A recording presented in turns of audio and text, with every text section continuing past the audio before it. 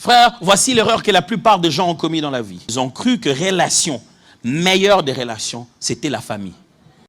Ceux qui ont le même sang que nous. Et dans le tout premier saga de l'histoire de la Bible, 2 frères de sang. L'un tue l'autre. Juste pour démontrer que le lien de sang ne suffit pas. Proverbe 17, verset 17, la Bible dit, l'ami aime en tout temps.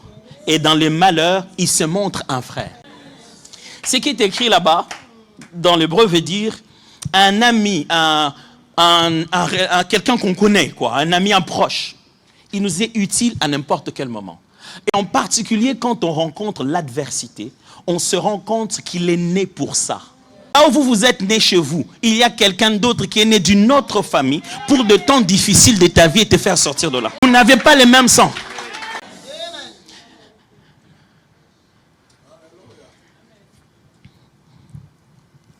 Quand Dieu veut vous voir entreprendre, il ne vous demande pas de chercher votre sang.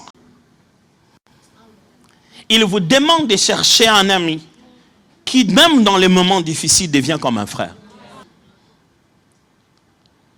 Dès le début, la Bible dit, le sang ne suffit pas. Je suis juste en train de vous dire que ce n'est pas la garantie de votre réussite.